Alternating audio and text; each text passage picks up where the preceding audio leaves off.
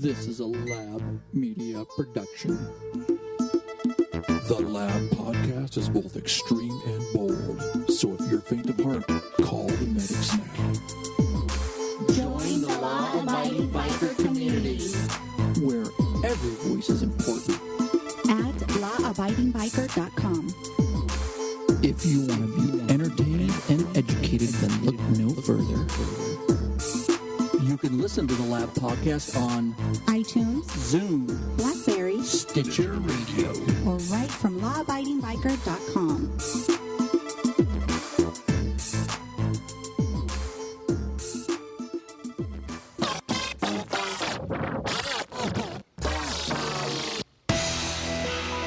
Oh, yeah. Ooh, switching it up. You know how I roll. Dirty. That's Lurch. Welcome back. You guys found your way here. Congratulations. Congrats to you. And, yeah, welcome back to another loaded-ass episode Like of a the baby's diapers. Law-Abiding Biker Podcast.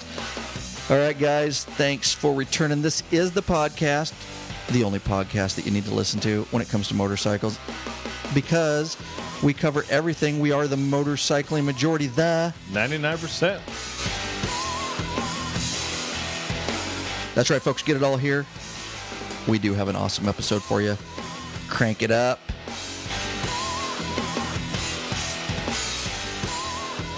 Welcome back, guys. This is Ryan Erlacher, your host of the Law Abiding Biker Podcast, and your Panty dropper. maybe I'll stick with that, dude. I don't know. I kind of like that. I'm pretty sure that's the drink you made my wife tonight. Yes. Over dinner. Cadillac margarita. She made the Mexican dinner. I made the Mexican drink. I might rename it the Panty Dropper. I hope it works for you, son. What do you got going on in your life, Lurch? Oh. Are you doing okay? Yeah, doing good. How's your wife? Oh, she's a little upset at me. Dude. What's new? Oh, we're letting people in to the very bowels of our life. Oh. Is bowels the right word? No, because it stinks in there. The cockles of my heart. Okay. Yeah, as we go along with this podcast, people unfortunately are going to get to know a little bit more than they need to know about our personal life. Yeah, so that's all right. It is, because it makes it real. We are real people. And so I will say that Lurch may be divorced by the next podcast. I'll be on the couch, apparently, because... Your wife's here tonight. yes, she is here Your tonight. lovely wife. I'm never bringing her again. But hang on. Earlier in the night, Exactly. you thought it was a good idea. No. You did. You I said- never thought it was a great idea. You told me, this works out good. Apparently my wife wants to come more often to the podcast. Well, she loves I said, your wife, and right. it's an opportunity for them to hang out. And so I said, bring her anytime, because Yeah. we'll just make extra food. I said, dude, you never have to ask. Just bring her. It was going great till about 5 minutes ago. Apparently 5 minutes ago, this changed. Yeah. Why? We took a break between episodes, and I walk out there, and Mama thought we were getting ready to go. I told her we're going to record another episode. She said, this is not what we agreed to. Oh. Because we are, Mrs. Lurch and I are sans children. We weren't graced by God to have kids. You do have a kid tonight. Yes. We have my niece with us tonight. And so apparently when she's watching the niece, she becomes like Mother of the Year, and we got to go home at 9:30. Oh, it was a good little conversation, dude. And you got straight. You button hook. You didn't expect that, did you? She said, there's no compromising here, because I tried to compromise. She goes, there's no compromising here. One of us is going to be mad. Mm-hmm. And she goes, I guess it's going to be me. Yeah, and I She told did. me I could sleep on the couch because you're going to snore tonight. I snore every night. What's new? You're just concerned because I had a little bit of whiskey over here that I might snore more than normal. You need a CPAP. Oh, probably. But I got her here to drive me home, so I'm having a nice little tasty whiskey. I agree. And Hey, my kids are up, yeah, right? yeah, and you have kids, It's weekend. right? Now, on a school night, they'd be in for bed. sure. But, yeah, on the weekend, dude, they're kids. Let them have a good time. Let them have. They don't get together very often. And- my niece and your daughter don't get to very often. Exactly. They were schoolmates and whatnot, and they haven't seen each other for a while because they went to different schools now. And Yep, let them play. I agree. So if you guys want to send in any donations for Matt's divorce attorney. Nah, we will not put your donations to our divorce. No, he's not. It's just fun. We're being she funny. likes to ruffle her feathers once in a while. Yes. But I'll take her home and I'll whisper sweet nothings in her ear and I'll melt her heart. Yep. You know what also? That or I'll stand on the back of the car and ride it home like a fireman. She likes to ruffle her feathers. You know what else tastes like chicken? No, never mind. Chicken. Oh, talk about that, dude. That was funny. We were eating dinner and you showed me that little picture. It's a picture of a rooster and it says, you know what else tastes like chicken? And he was referring to his penis. Yes, and he was using... well, it's actually a term for a male chicken. You're right. He was talking about cock. Yeah. Yep. You know what else tastes like chicken? Cock is a male chicken. Right. Yeah. A cock does taste like chicken. A male chicken, yeah. Mm-hmm. Okay. We're going. I don't know if we can do that, but we just did. Okay. Only because we used it in proper... You're right. We used it in the proper terminology. All the kids listening, a cock is a male rooster. is a male rooster. Yep. And just keep that in your little minds. Yep. Okay. Gosh, dude, we actually have... We're going to clean up some emails on this episode. Oh, good. We've had a few. We need to get back to some of these people. Yes, we do. And I'm not going to say it again, but we are, like I said, you guys have listened to the past episodes. But you're going to say it again. No, I'm not. We're going to catch up on emails. Oh. Enough said. All right. Yeah, I was going to. You caught me, dude. I'm not going to say it, but I'm going to say it. It's hard for me, dude. We are going to talk a little bit about the MS 5000 ride, which is super exciting. Mm-hmm. And if you guys don't know, you'll want to stay tuned on that. And we're going to talk about a main topic today. Later in the episode, we'll get into it. And it's based on an email, which is a segue into our main topic. So our listeners are curbing the show. They are. They curbed the last show too, because we talked about group riding. Because we're here for them. We are. Yep. And that's what we love, guys, because we love podcasting. It's our favorite thing to do out of this whole, anyways, mine. And I think it is yours too, out of this whole deal is really fun getting together and shooting the podcast. We're just BSing and recording it. So exactly. We'd BS anyways. Might as well record it if somebody else finds it entertaining and happy. No doubt. Although over time we've gotten quite a bit more organized, and I do the show notes, and I really do try to do some research. Copious show notes. Thank you. Yeah. What do you say about the chains, dude? Lube it. And if you love it, lube it. If you love it, lube it. Remember that little saying. Okay.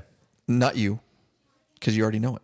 Yeah. The You pointed your sausage finger at me when you said it. If you guys, let me give you a little insight into the studio here in the past. I've talked a little bit about picture. I'll give you a mental picture, which is what we do here at the podcast. So I'm sitting here with my boom mic in front of my face. I've got two big monitors in front of me and my iMac, and then I've got another monitor for that. Then to my right, I've got my MacBook Pro laptop, and to that, I've got another widescreen monitor. And then, of course, all the mixer and all my equipment. And you guys can see the pictures if you ever want on, just go to pictures on our website at lawabidingbiker.com. I'm going to add some new pictures. It's got all the hosts and all that kind of stuff. I got to get Oscar on there. I just cleaned up his picture.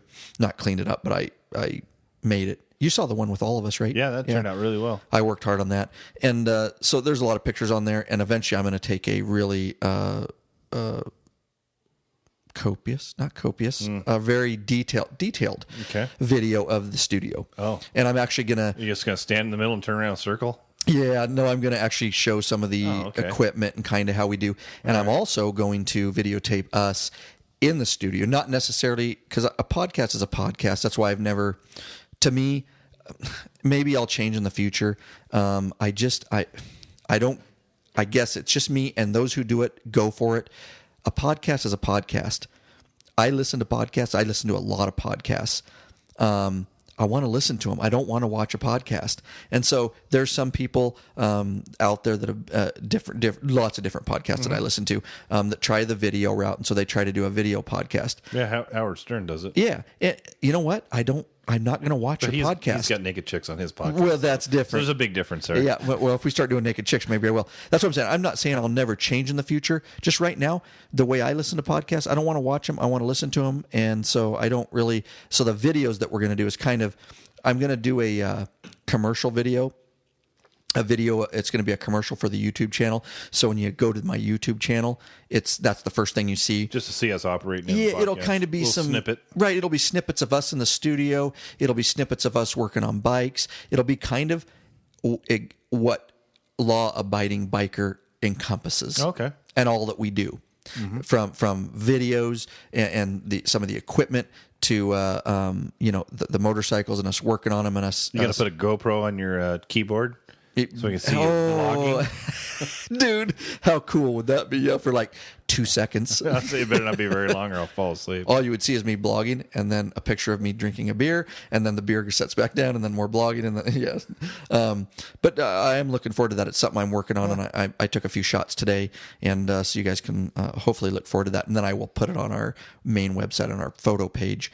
I'll also put a copy of that video, so it'll kind of give you just an insight into kind of who we are and what the studio looks like on video. Yeah, that'll be cool probably for people that listen to see a little bit of it. Yeah. Then there's pictures on there, some very detailed pictures of my desk and where you sit, but not with us actually in the studio and entering. So I'm looking forward to that. Cool. I don't know where that subject came from. I have Completely not on the show notes. Oh, what I was getting at is this setup, and so I talk with my hands a lot. Oh yeah. Yes, that's and exactly. so because I said you pointed at me. I constantly point at Matt, but it's only because I'm not even telling him to do anything. But between these monitors, I see him, and he's in the corner, and I point at him while I'm talking.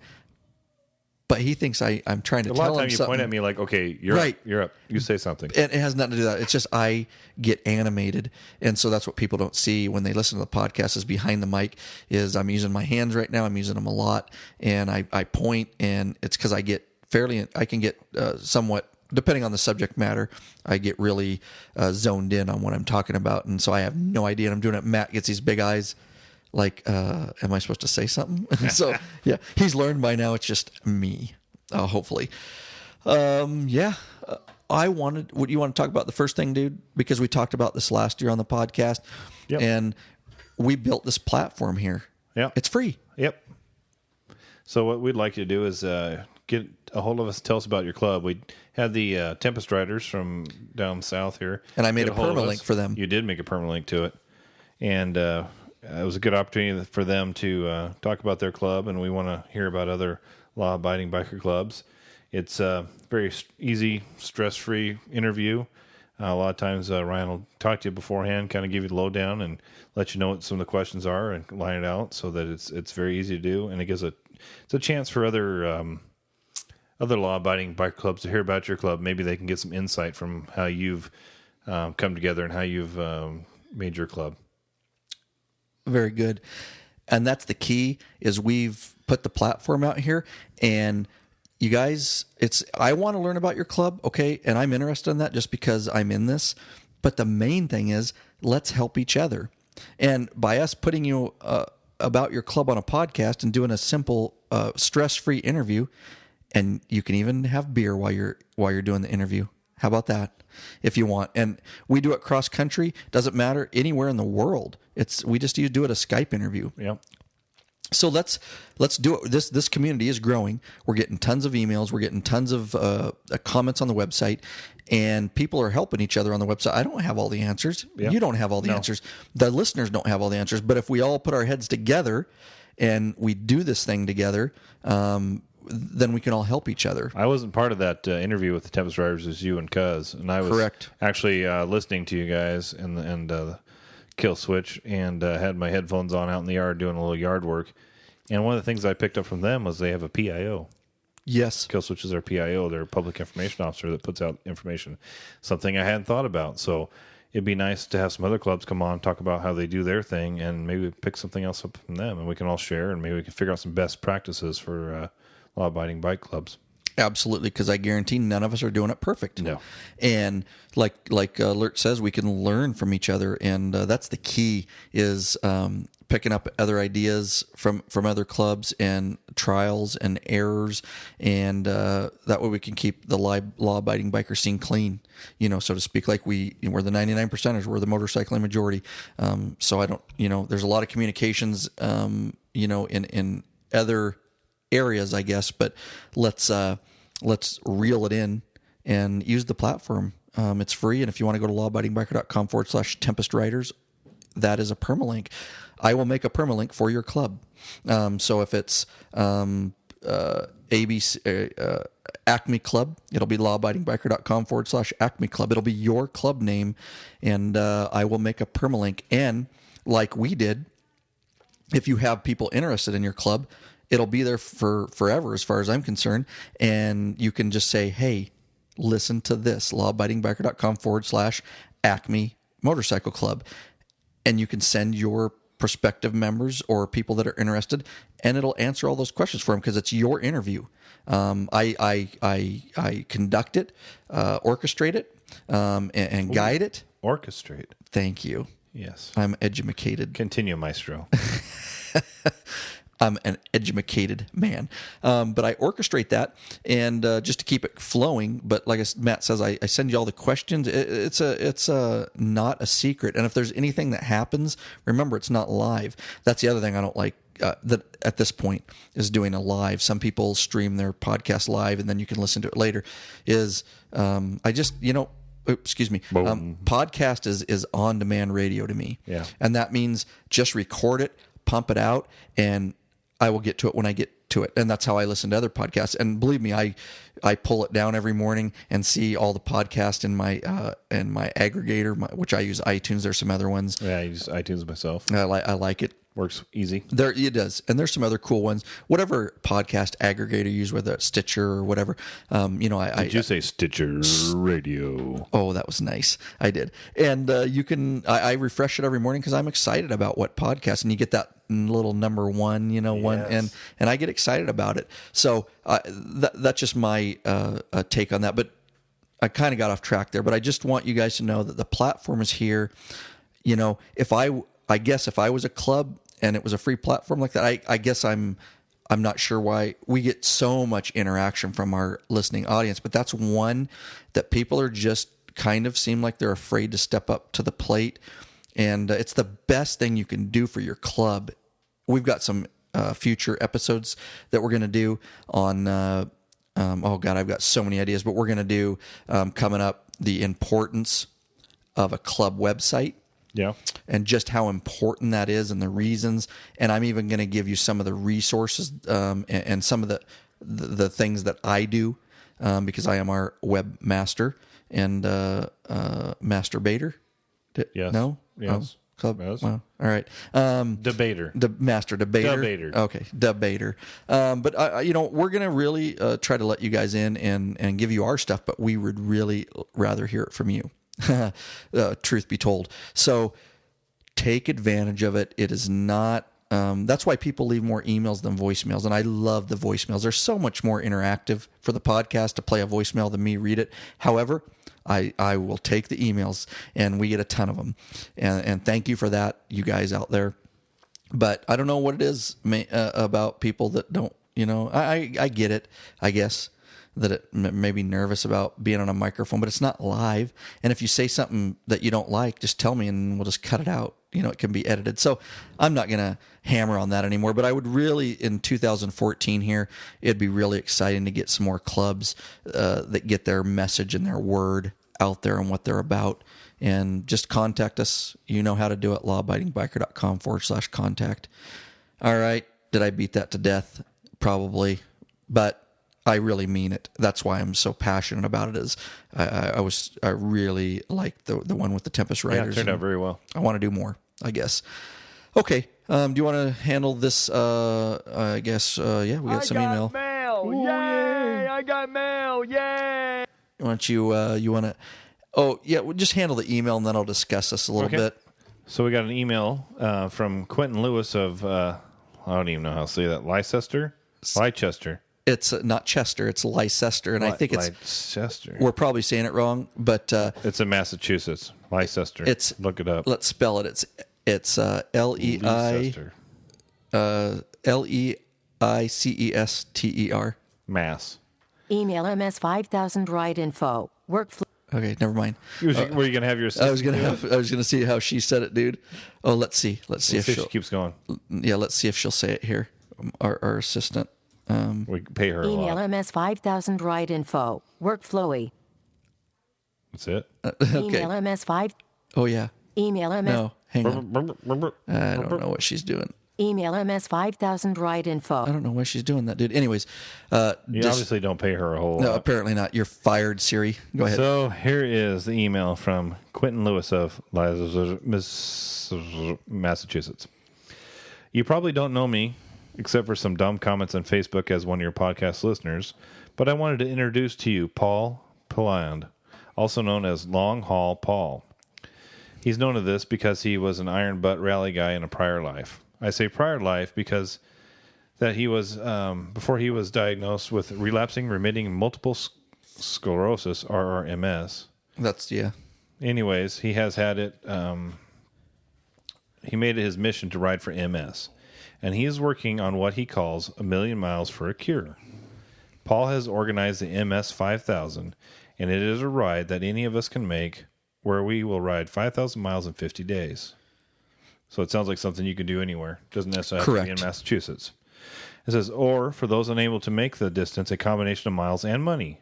Because after all, this is actually a fun way for us riders to raise money for the cause and have a good excuse to ride. You can learn more about him here, and he provides a .com, which is worldwideweb.longhaulpaul. Let me clarify that. longhaulpaul.com.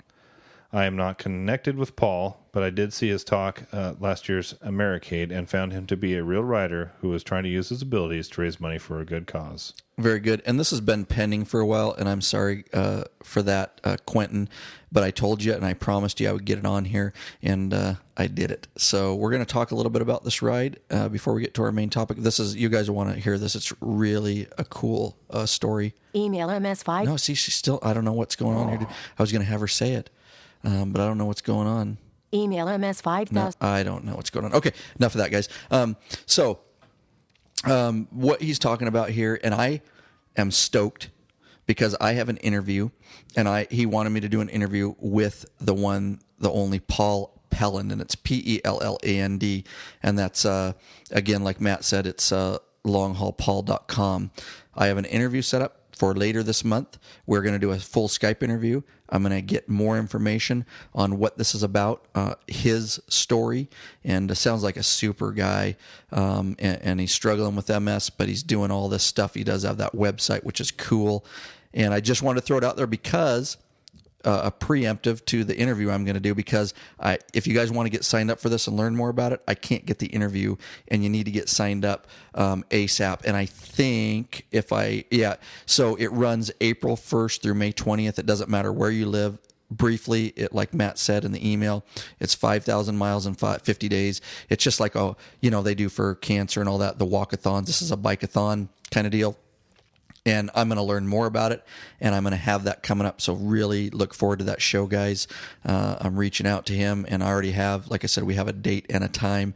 And it does run April 1st through May 20th is the time that you need to do that within. Go to his site, get signed up, and look forward to the interview. But I wanted to throw it out here this episode because they need to get signed up. And by the time the interview with him comes out, it's already going to be halfway over. Right. So that's why I threw that in here.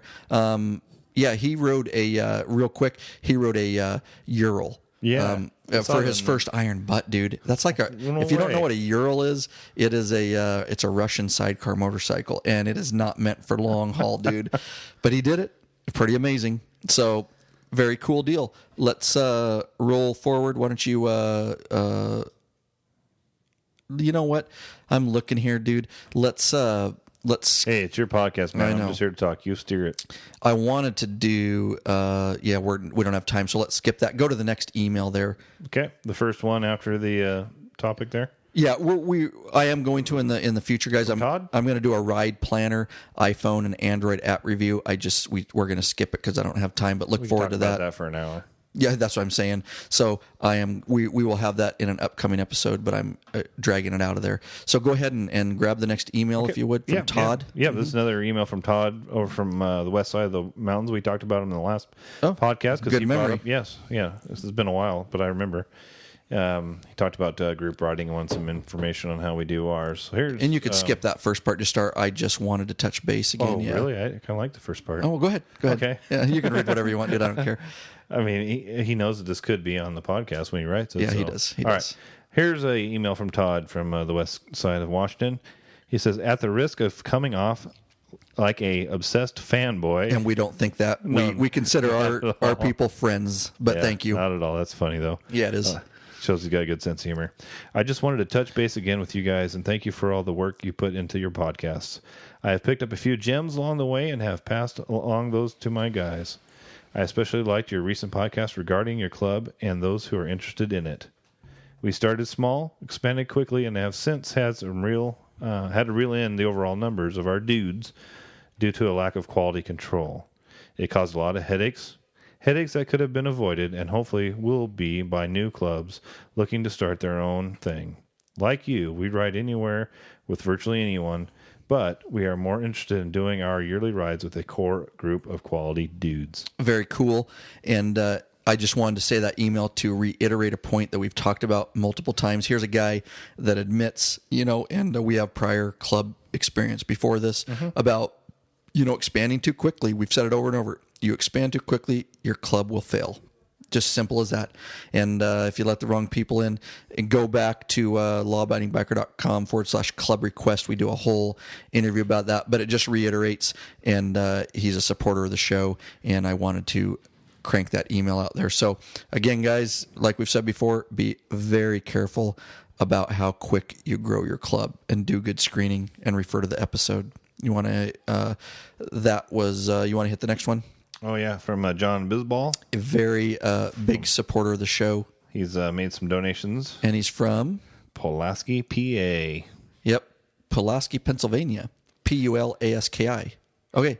So he's got a question that refers back to episode 34 about our EFI tuners. Oh, yeah, /EFI tuners episode. worldwideweb.lawabidingbiker.com /EFI tuners. W. Okay, go ahead. W.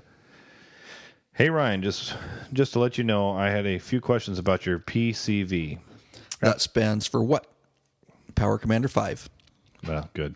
There you go. For the 5. Thank you. After I had listened to your podcast 34 on the tuners several times, your timing on this podcast could not have been more perfect. I have been contemplating upgrading my headers to Vance & Hines dresser duals. I likey. Or power duals.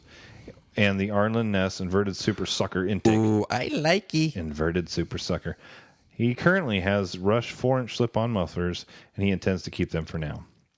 I researched the Power Commander site and did not find a potential map available, so I called them. I informed them of my intent to purchase the above-mentioned parts and pieces. They suggested a particular map. Power Commander seems very easy to deal with, and were very willing to help. I let the guys know that the lab has been talking up their Power Commander 5, and they seem quite interested in this and wrote down the web address. I hope they can be sponsors of your show a little.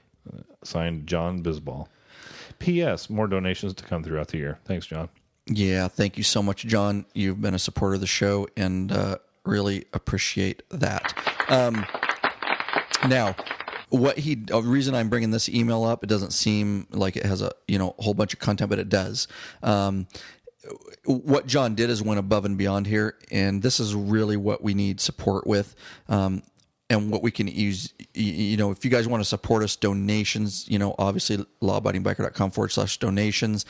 It's helping us. We want to put content out. We want to grow this thing. We want to take it to the next level. And with your support, the purchase videos and all that. But this is something you guys can do. And it really clicked in my head. Here's a guy that went out on his own, and he's calling a major company like Power Commander 5. I didn't ask him to do this. And he's throwing our name out there. And I think that is awesome. And I ask you guys, it's another way. It clicked in my head. I'm like, and I've reached out to Power Commander 5. I'm just going to let you guys know. I've reached out to him, and we've done the EFI tuners, and I was hoping, and I don't know, I just sent it out the other day, so I don't know, but I was hoping they could send at least one auto tuner, because we want to do that, and we want to review it, and we're giving videos on it and free, so we're trying to move it to the next level, but the only way, really the most important thing, we have all these email things and all these things at our disposal on Facebook, really, when it comes down to it, it's still word of mouth. Oh, yeah. You know what I mean? Mm-hmm. And when they hear you call when you guys are ordering stuff, it doesn't matter what company it's with. If it's motorcycle related, I would really appreciate you doing what John Bisbal did. And it doesn't cost you a thing. It doesn't take any extra time. If you like this content and you're listening to it or you're watching videos, just tell them, say, hey, you guys should be supporting Law Abiding Biker Podcast and Media. And, or I'm getting an intake because I'm comfortable now from listening to Law Abiding Biker Podcast that I can do this. And they have a video on doing maintenance. So I'm buying this oil to do my own, whatever. If you guys could help us with that, I'm just throwing it out there. And I hadn't thought about it before. And most websites, even if you order online, have a comment box or where did you hear from us or a comment box. Pop that in there. Absolutely. Yep. Put it in the comment box. Say, the reason I'm ordering this is because of lawabidingbiker.com. Eventually, that will get through. And, like I said, we have had a few minor sponsors and we're looking for some bigger ones, but I hope Power Commander responds to us because we are giving them a lot of publicity here on their thing. And I do like their product. And I'm also reaching out to Vance and Hines on their Fuel pack. On their FP3. So, we're working on it, but really you guys can help us with that. And if we can, I'm not looking for, $1 billion sponsors here, just something that we can keep moving forward and bringing you guys the content. So anyways, enough said about that. Thanks, John, for doing that. And thanks for your donations. What else, Matt, do you want to go over from Chris? Oh, I must have pushed one button too many. I was looking at from France. Oh, that's okay. Let's see if Siri has stopped drinking. Let's see if Siri is done. This is from Chris Whittier. From Chris Whittier. One. Did I skip an email? You did. Well, we'll go back to it. Okay. Let's do Chris from Whittier, California. Whittier. Mm-hmm. God, we have a lot of really involved Californians. Thanks for California for supporting Law Abiding Biker. Let's see if Siri. Email workflowy. I have no idea. She just keeps reading the header. And that's not normal. Let me bring it over here and see. You paid her a little bit more. She might get stuff guys, done. One more try and I'm done with Siri. Email. Oh yeah, she's getting backhanded right now. All right. I don't know what's going on there, dude. I'll figure that out after the podcast. But anyways, he says... It's awfully violent. It is violent. Siri, once in a while, needs a backhand. Do you want to read this? I don't support that. Or do you want me to read this? Oh, I'll do my best. Okay. Roger. This is from Chris from Whittier, California. A little over a year ago, I bought my first cruiser, a Shadow 750. For years, I rode speed bikes and wanted to get used to the seating position. I bought myself a leather vest, already had the jacket, for hotter days on the highway so that I have some protection.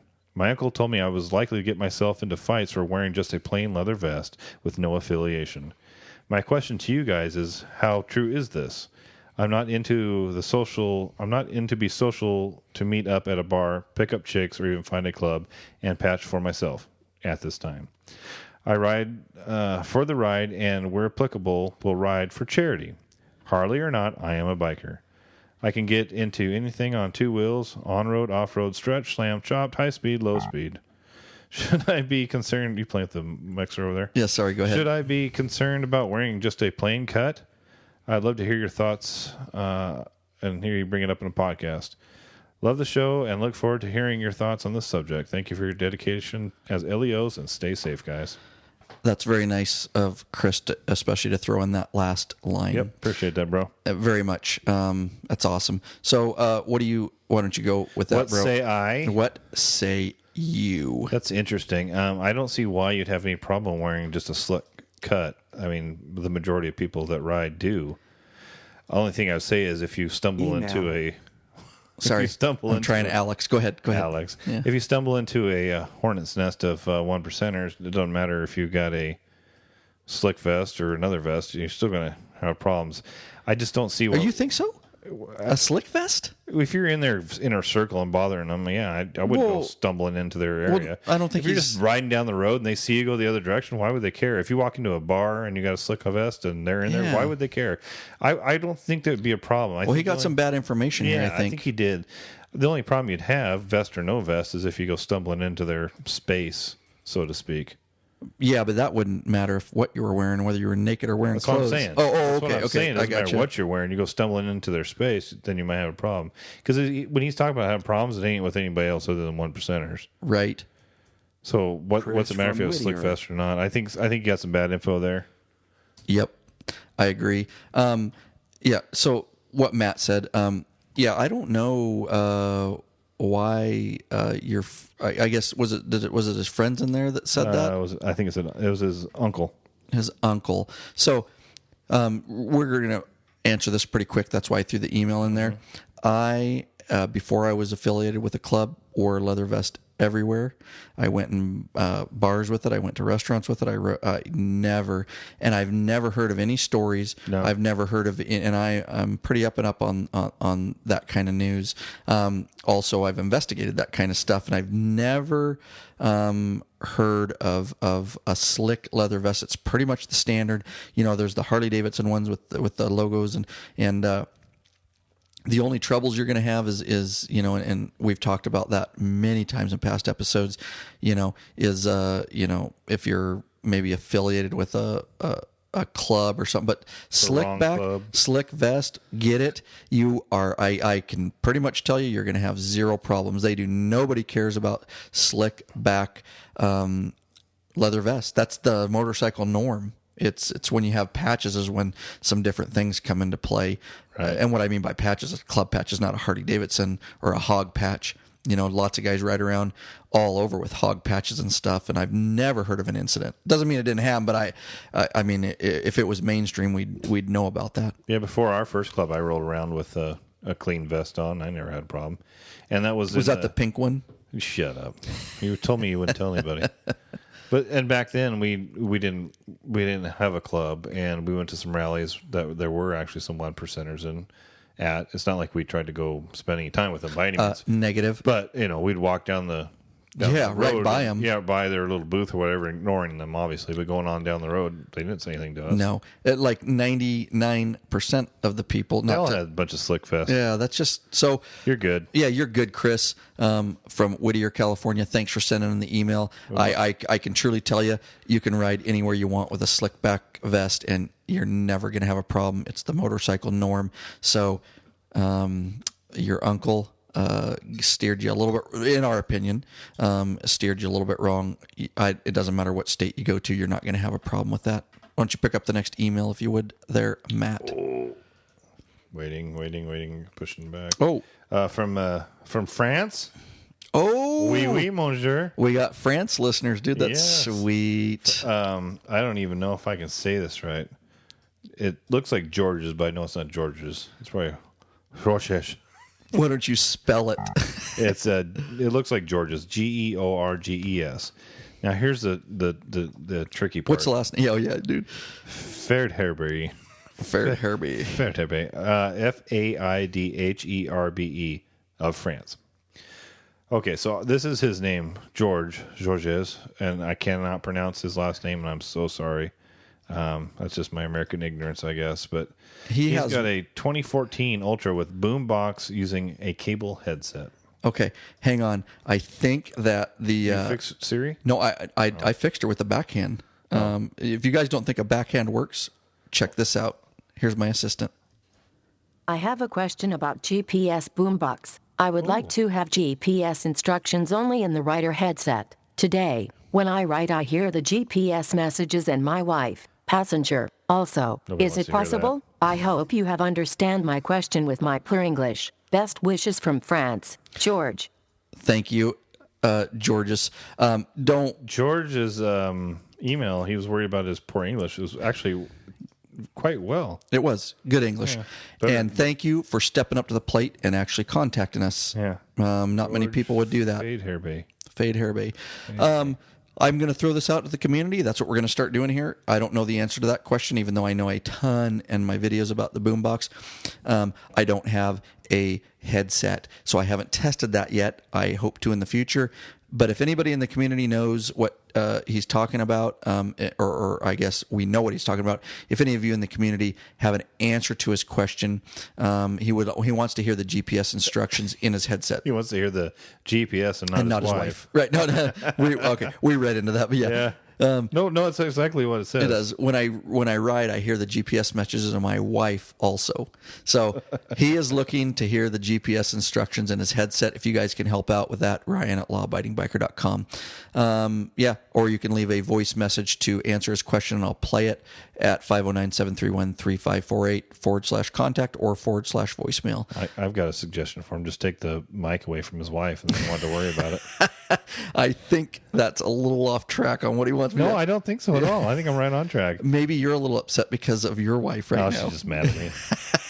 I think Lurch has reading into this email and the whole listen to the wife thing a little far. You know what, though? I like it. I like it when she's a little angry. I do. It's sporting that way. You might get slapped tonight. Hey, Giddy up. Giddy up. I like it a little bit sporting. Get along, little doggy. Get along. Okay. Let's move on to our email and our segue to our main topic. And we've got just about the right amount of time. Perfect. And do you want to? This is via regular email, and this is from a couple of gals. Let's just do it quick. Kelly Ušanović and Lijep. That's Ušanović. It's got Ušanović. It's got little accenty things. That's European. That's like Russian. Yeah, that's what I was thinking. And then Lijep Pozdrav. Okay, good enough. We're not going to spend any more time on that. I have a Honda Right, but I am contemplating the big change to a HD Harley Davidson, and I've heard so many stories about maintenance and what a nightmare it is, et cetera, which I'll tell you is all bull crap. So she says, I hit up YouTube and found your videos. First, I wanted to take a minute and say, damn good videos. I like that. Good job. Ušanović. Yep, Ušanović. I was thinking it in my head for a while. I really appreciate that they're damn good videos and appreciate that feedback. She says, I have not gone through them all yet, but I was wondering maybe a little something about chain, a little something, she says. Something. A little something. Okay. A little something about chain versus belt drive for those of us thinking of making a change. Right now, I have an enclosed system, and it's so easy. I really don't know anything about chain or belts, pros or con maintenance. Oh, and thanks for the amazing videos, both my BFF and I, and she quotes, both female. I can hear Chewy now. Both female. We're able to follow them, no problem. Love videos, and she puts the little heart sign for me. Heart. Oh. So we haven't heard back from Harley Mom in a while, so we might have to move on to Kelly. Hey, Kelly, what's up, girl? No, we need some of this. Yeah. Chicka bow. Kelly, how you doing, girl? Dude. Okay. Anyways. Okay, guys. This is going to get technical, but I think it's going to be very informational. We're going to bring it to a level that you can understand. So she got a shaft drive then? She's calling it closed. Damn it, dude. Well, she's calling it a closed system. Seriously. We were past it. I'm sorry. I think it must be an enclosed system. Yes, she's got a shaft drive. Got a shaft drive. Okay, I was just trying to figure out what she meant by sure enclosed. You were, Lurch. Whatever, dude. Get your mind out of the gutter, son. Okay, here we go, guys. Now, this is actually a very, I'm going to do a full blog on this. So lawabidingbiker.com /episode number. Whatever this is going to be, you guys will know when you listen to it. And I'm going to put some pictures, and it's going to be a real full blog, but we're going to, the podcast should cover everything. Now, when you're talking about a belt drive versus chain drive, we're talking about every Harley Davidson built after 1984 is equipped with a belt, and we call them a final drive, if you guys want to know the proper term. Okay. And that is basically the belt that runs from your primary drive. That's the belt you see that goes to your back wheel. The primary you don't see, the secondary or the final you do see. The primary is in an oil bath in there, and the belt drive is the rubber. For now, we're going to get a little more technical, but it's the rubber belt that goes around the pulley that is the final drive that turns your wheel. That's why it's called the final drive. Right. Imagine that. Jump in anytime you want here, bro. I will. You might want to put a pin in it. Yeah, I'll put a pin in it. Okay. So it's not a huge controversy at all. Actually, we're going to make it very simple, and I think by the end of this, you'll realize which direction you need to go and why Harley Davidson uses belts.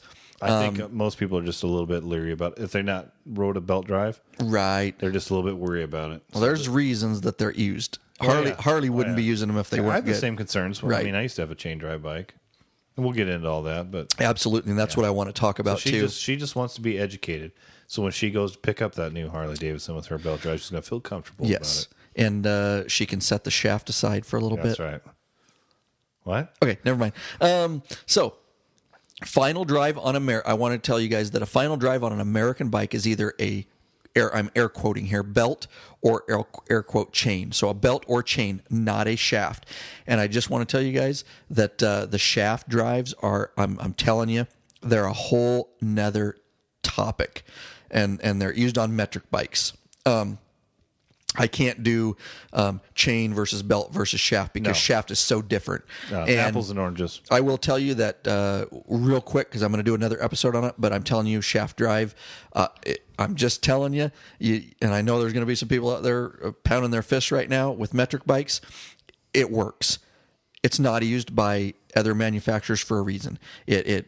You lose torque with it. It is very easy to maintain. It's heavy. It adds a lot of weight to your bike, and like I say, you lose a lot of torque through it. And it doesn't look cool. And it doesn't look cool. But that's okay. You know, whatever. If your bike has a shaft drive, they are easy to maintain. They are. But we're going to leave it at that. So we're going to deal with, because that was most of her question, because she has a shaft drive. So apparently she knows all about shafts. Mm-hmm.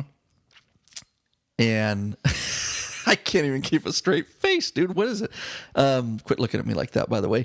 So she knows everything she needs to know about a shaft drive. And so we're gonna focus on belt drives and chain drives. Here we go. In a belt drive system, and we talked a little about this. The round objects with cogs is what they call them. They're called pulleys. Okay, with a belt, yes. Right, and so the dimples.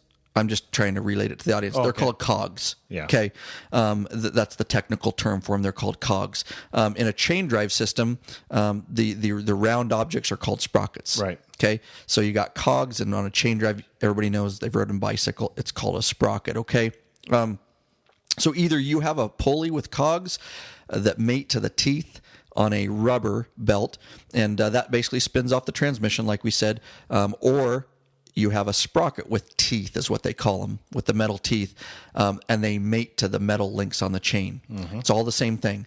One's a belt, one's a chain. It's your final drive. Okay, so let's bring it to that level right there. Here's some of the benefits and of the belt drive. Do you know any of the benefits of a belt drive? Don't you have any to idea? lube it. There's one. Okay. No oil needed. Don't have to lube it. Any other benefits that you can think of off the top of your head? They're awesome. Yeah, they're awesome. Another benefit I'll tell you guys is they weigh a ton less than a chain. So again, we talked a little bit about the shaft, but a rubber / Kevlar belt, which we'll get into, no oil ride up. So you don't have to do that oil maintenance. They weigh a lot less. Do you know any other benefits off the top of your head, dude? While They're a lot less dangerous if they do break. If they fail, the rubber's a lot or the belt drive is a lot less dangerous than flying chains. I know that. That's a good point. I also know that these belts, and I know from personal experience, can last up to 100,000 miles before replacement, and that's no joke. Well, you don't have metal wearing against metal, so I mean, exactly. Duh. Right. And so those belts last a long time. If you hear any of these things about snapping belts, we'll talk about that. It's bull crap. We'll talk about that in a little bit. But they do last up to 100,000 miles. So how can you beat that? There ain't no chain on the market that will even come a quarter of that, hardly. So just understand that belts don't need maintenance, really little or no maintenance, because they generally don't stretch like a chain. No. And we'll talk about some chain stretching. So there's some of the main things, guys. So no oil, they weigh less, they last up to 100,000 miles, and they really don't need any maintenance. They don't stretch. So how can you argue with that? And we're going to talk about the chains, and you'll realize real quick, you really have no argument for wanting a chain. There are some specific applications for that, Yep. but Harley Davidson isn't a belt because it is the best. Why would they use it just for fun? You know what I mean? Right. There's no benefit. They try to use They don't stretch. People are concerned about them being weak or stretching, or you don't get good enough torque, or you can't take off fast enough, or whatever. They think a chain's stronger, but I mean, with the belts these days, they're very strong. Yep. How many rallies have we been to, and just within our own club, burnouts? Have you ever seen one snap? No. I've seen guys bake their tire until their tire blows, and the belt's fine. Okay, so those are all myths. Anybody that says different is incorrect, because I've lived it, I've experienced it, I've seen it. So, some arguments against belts. These are some of your older, and I call them graybeard bikers, and that's okay, because I'm close to being one of those, and God bless you graybeard bikers that didn't know anything better. It's just the old school thing, well, this is what we always had, so we're against belts. But a lot of the old bikers call them rubber bands, which is kind of funny. You might hear that term, get that rubber band off your bike, it's going to snap. That's obviously incorrect from our experience. If you want to change gear ratios, that's what they'll argue. Well, if you want to change gear ratios, you just swap out some sprockets, blah, blah, blah. Okay. That's not easy. You're not going to do it on the side of the road. And I'll just throw a new sprocket and chain on real quick, dude. Right. And here's the problem. Okay. What they're talking about is for people that like drag race bikes. Yeah. Okay.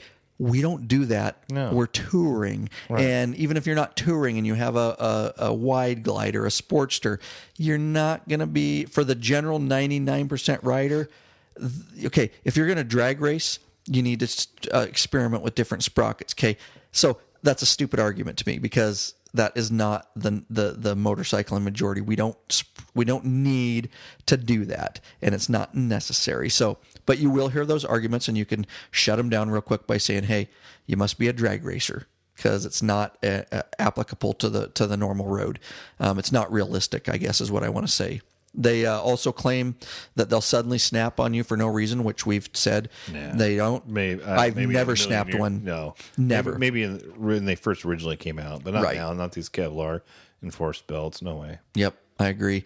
And I've seen burnouts, and I ride my bike hard, and you can crank on them. They don't stretch. So that's incorrect. There are a few cases, we'll talk about that, but and then their argument is, well, if a chain breaks, all you need to carry around is that little master link to repair and get back on the road. So that would be the only anything that I would give them. Now, if you have a chain, then you have to worry about that, but I have a belt drive, so I don't have to worry about it. Because it's not going to break. So I just completely screwed your argument. If you have a chain, you should carry master links and stuff, because your chain's going to break. Okay, my belt is not going to break, and we ride all through the United States. We have what's called cell phones now, and they're really awesome because you can call a tow truck. Back in the day, maybe you wanted to carry around extra links. I just think that's a ridiculous argument, but that's just me. So some of the cons, there's a lot of cons about chains. Do you know any straight off the top of your head there, Matt? Well, you got to keep them lubed, so they're constantly flinging oil all over the place. Yeah, I know a lot of guys, and I used to drive a chain bike, a metric bike, way back in high school. Me too. And what was the big thing? Remember that special lube, and it's the foamy stuff. And then what happened after you freshly lubed your chain? Oh my God! It was all over your bike, and all over your left leg, and all over your fenders, all over your wheel. That gummy lube, and then what does lube do when you put lube on a chain? It attracts what? Dirt. And I'm going to put a great picture in this blog, dude. That oil attracts grime and dirt and dust. What does grime and dirt do to metal? Yeah, wears it. Yeah. Which the sprocket is already wearing it because it's metal to metal contact. And metal wears, metal stretches, and you got to constantly adjust your chain. We all know about that from bicycles. The sprockets start wearing, right? Mm-hmm. I mean, it's as simple as that. Excuse me. They're metal links, and you got to understand they're constantly tugging against each other, and those are separate forces, and both those forces are torque and horsepower, right? So those are your two forces, and obviously they're wearing those sprockets, and you got metal to metal, and you're trying to keep it oiled. And then when you do oil, it flings all over your bike, makes a mess. You got to carry a rag around with you. Got to try to clean it off your wheel. And when they break, they're heavier, so they got a lot more. Oh, they screw bikes them. up bad. It's got a lot more momentum behind a chain than behind a belt. Well, a belt just snaps and stays there. Yeah. A chain is wrapped around those sprockets, and before it releases, it's going to fling up with all that centrifugal force. I've seen fenders taken out, wheels, calipers. I mean, it can really, a chain, it's metal. I mean, okay, rubber, let's just say a belt snapped and it wrapped around and hit your fender. It's going to do like not even 1% of the damage a metal chain can do. Momentum. Right. And it's not metal. Right. It's rubber. Right. So huge deal when you're talking about chains. When they snap, they can cause some serious damage to bikes, and I have seen it. And again, what did you do before you went on a long trip on your when you had a chain? I loved my chain, so I lubed it. Yes, and you adjusted it constantly, didn't you? Mm-hmm. I was always check the tension. On it. It's annoying because chains stretch. They do. Mm-hmm. These belts don't stretch. Measure them and adjust them, and what a pain. Yep. And so I know guys that have chains and they're always got their bikes up and they're trying to frickin' adjust it and get just the right dip on. Dude, a belt just stays where it's supposed to stay until you replace it, and you usually replace it before 100,000 because you don't want it to go bad. Yeah, it's preemptive. You replace it just because. Right. Because it's time. Yeah. And honestly, I don't see the snap belt. So, where are we at? If you don't keep it liberally lubed, then and again that attracts all the dust but it's necessary. It attracts all the dust and dirt and mud. But on the other hand, you got to keep it lubed, and otherwise the metal just grinds itself to death. And that's why chains stretch over time. Yeah, not only does the chain wear out, but the sprocket wears out too. Exactly. So you got two problems there. And you add those abrasive qualities, dust and dirt, and even if they're lubed with that dust and dirt, like Matt said earlier, it's still abrasives and it's going to wear that metal. And it doesn't matter how much lube you keep on it, you're going to get dust and dirt in there, and over time, you're gonna have that metal wearing on the chain and the sprockets. So, and we've already talked about that on when chains do break. So, you will need to change. Let's see what I got here. You'll need to change both sprockets about every other chain. Does that make sense?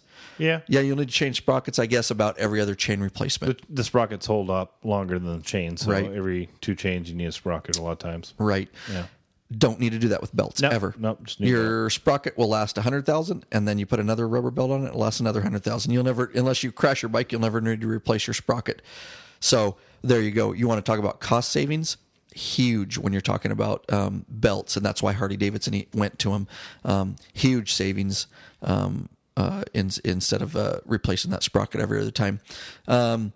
So back in the chain days, which were the stock Harleys, they didn't come with O-ring chains. Those were the old school chains. They have modified the chains. The bikes that do is change a little bit to the new O-rings. And what those O-rings do, the air quote, I'll put O-ring chains, it was an improvement. And each link has basically a tiny rubber ring, tiny rubber ring that it's fitted, and it's supposed that rubber ring in each link is supposed to keep it from. It's supposed to hold the lube in, and it's supposed to limit dirt and dust and abrasives from keeping out. So the O-ring chains that they use these days, guys, aside from the stock Harleys back in the day, they are better. They're better. They are better. Yep. And so they do last a little bit longer. I'm still not sure why anybody uses chains, except that, I don't know. But here is, I don't know why anybody necessarily on the road, but I know the bikes are built that way. So guys just use them. I get it. The sports bikes, they're still running chains, and a lot. Okay, whatever. But there are some. Well, go ahead. Which might be the way the transmission and the drives are set up on those. I have no idea. Right. On sport bikes, whether they're still using it, but they're all still using it, so there must be a reason. Right. And they just don't want to modify their engineering or whatever they've done. By the way the sport bike is set up, I'm guessing. Because if you look at a sport bike from the rear going down the road, they're not as wide. Right. You look at a Harley, with a belt drive. I mean, it's got that big old fat primary on it, and It's true. It's a different looking bike. It's true, and So that may part of very it might well be design. right. That very may could be absolutely, and we talk about that a little bit here. We're going to talk about that, and that is some of the limitations to a belt. Yeah. Is that width. And how wide you want your bike, and you're probably absolutely right on that. Is strictly the width of the bike. It sucks though, because then you end up with a chain. But to keep the bike thin, you got to do that. And so here's you guys. So why does anyone still use a chain? Let's just get away from sports bikes and say, okay, let's write that off to the width. But why would anybody on a touring bike? Touring bike, I have no idea why. Well, there are some reasons. Let's talk about it. But they're not valid for us, for the law-abiding biker that is touring and riding normal. Okay, More like your custom bikes. yes, and Big they're fatty tires. there. You go, because they can't fit a belt. And what happens is, bike customizers, builders, they want to put these fat tires on these stock bikes. Okay, well, when you put the stock tire on these fat bikes, a chain is much narrower than a belt, and so they have You get a little bit bigger tire. right. Yeah, And- the offset's not quite right. There so you you go. got to have a chain. Yep, exactly, perfectly said. Because you won't fit the belt in there, and that you're talking about. Millimeters and inches here of space, and so a lot of times they go with the chain, not because it's better, because they don't have a choice. So you see a lot of bike builders do that. Because they're narrower than a belt, so that it will fit with particular modifications that they do. You might or just customizers. Period. Example: you could probably go from like a 130 millimeter tire to a 150 millimeter tire, and still fit on that stock frame. Right. So a lot of guys, the wide tire fad or whatever, that's why they're doing that, and that's why you might see those chains on there. Again, I said custom bike builders building bikes from scratch, because they want to get that tire or whatever with their frame specifications. They're not. And plus, if you're building something custom, you can build it however you want it, and then you can put a chain on it, and you can put different links and adjust it. It's Right. It's probably easier. Oh yeah, Right? I would agree with 'Cause that. Other than there's probably certain belt sizes, right? So you'd have to make it work for that belt size versus making the chain fit to the customization Right. instead Right. of the customization to the belt. Absolutely. Yeah. Well said. Absolutely. So you'll see it with the custom bikes. They'll fit. Might choose a particular chassis that fits a particular tire, and then want to change it out later and go, I don't like the look of that. Whatever. We're going to put a wider tire. Well, it gives them that capability. But again, that has nothing to do with the average biker like us that is out riding in real world situations. So the other thing for a chain, you will see sometimes is if you put some monster frickin' crazy engine in your bike, and it just like I'm telling you, a crazy engine with a stupid amount of horsepower, and again, I would say you're talking about drag racing, Right. Not, I don't care a street bike what engine you put in, for the I shouldn't say that, but it probably wouldn't be legal for the street anyways. So you would want to, use a chain when you're all that torque and power, but that has nothing to do. Well, you're only running a quarter mile at a time and Right. checking everything and replacing everything afterwards. I mean, we're talking about real world, real life chain versus belt. Right. I see belt being the winner. My personal opinion. Absolutely.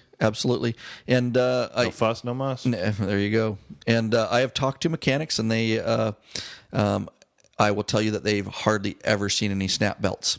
Okay, it does happen very rarely. I know a couple of times that they've seen snap belts is when somebody removed their stock belt guard, Yeah. from their bike, and Who would do that? I don't know. I think I did. But not only do you have to remove your belt guard, then you have to get a very sharp rock, and a particular rock jammed between the pulley and the belt, and it'll cut it. Right. I mean, the odds of that, and like they said, we just don't see it. Yeah. They do. It's like so freaking rare. But again, the start of that was the guy removed his belt guard. Yeah. See, so if you leave your belt guard on, then you're really not going to have a problem with that. Or guys are really abusing their bikes. And I don't know when that would be. And it will happen sometimes, like guys that don't know how to drag race. And I don't I'm not a drag racer, but they'll miss a gear. And all of a sudden they'll miss it in between, and they'll rev it and pop the clutch, and right, and then grab the gear, and it's so much torque and force. Again, on top of that, you would have to have a bigger engine. You would have, I mean, you're talking drag racing. That's not a normal application. Right. So yeah, under normal application, you don't have to worry about it. So, and like we said, if a belt does snap, if you were a drag racer with a V8 in your motorcycle, you're taking on certain risks. Yeah, exactly.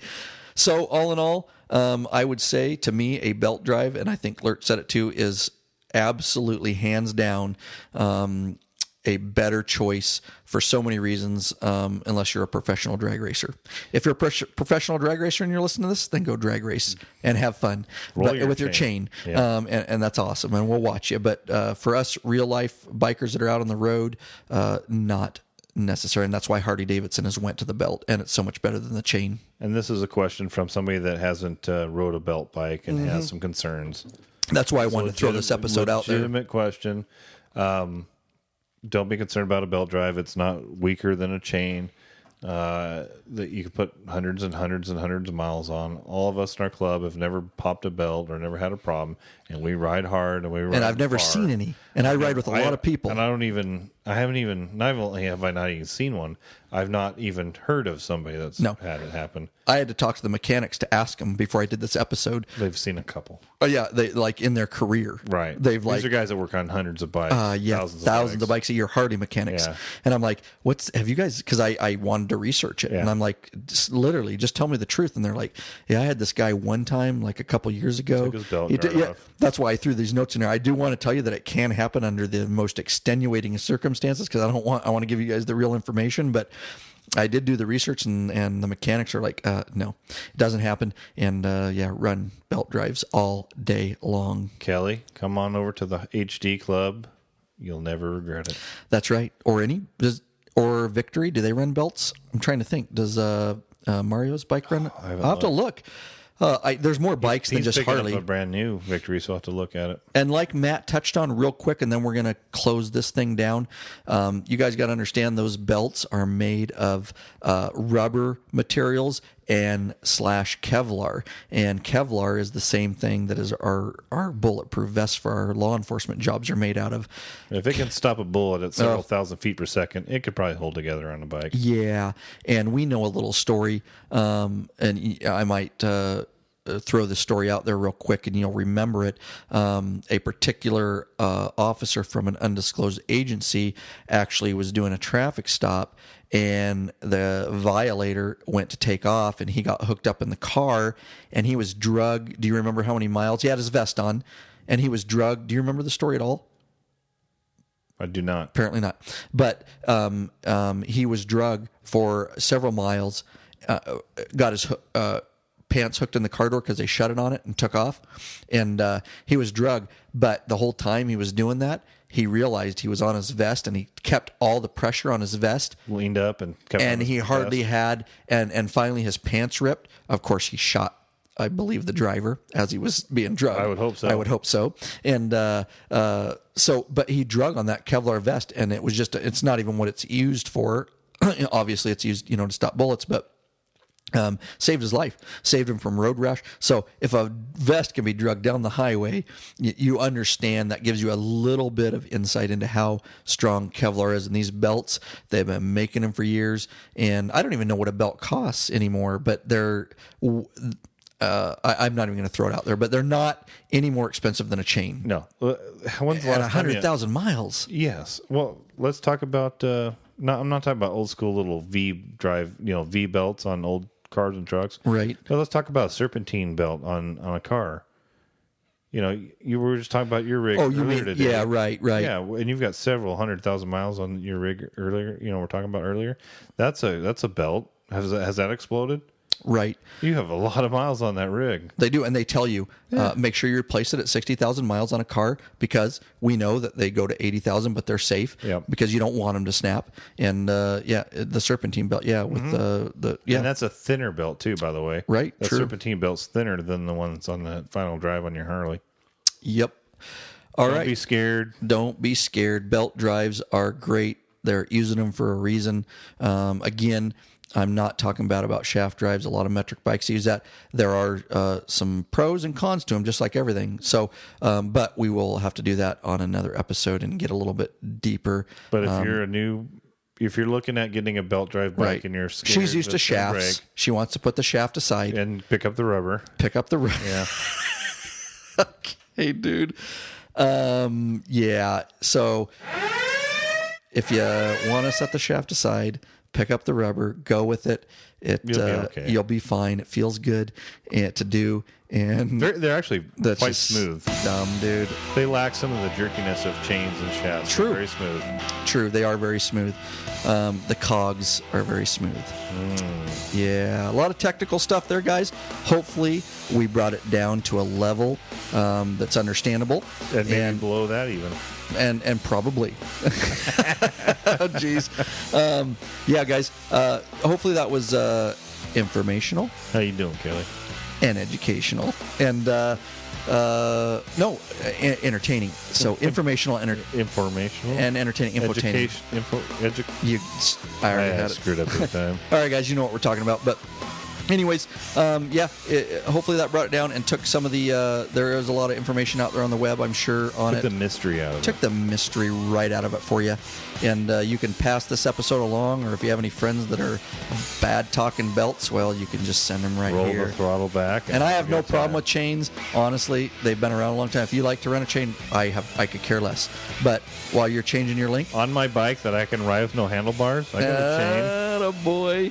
Anyways, guys, don't forget the Lab Podcast hotline, 509-731-3548, lawabidingbiker.com/voicemail to leave a computer voicemail or /voice message right from your computer, right from the mic. Or, of course, email or voicemail us at lawabidingbiker.com/contact. Get into the free email club, /email club. It's free. It's spam free. You get everything first. Good info. There's no reason not to. Rate us on iTunes or Stitcher Radio. And again, easy links, lawabidingbiker.com/iTunes or /Stitcher Radio. Take you right there. Thank you so much for listening. Thank you for all your support. God bless. Keep the rubber side down. And the shiny side up. We're out. Like a trout.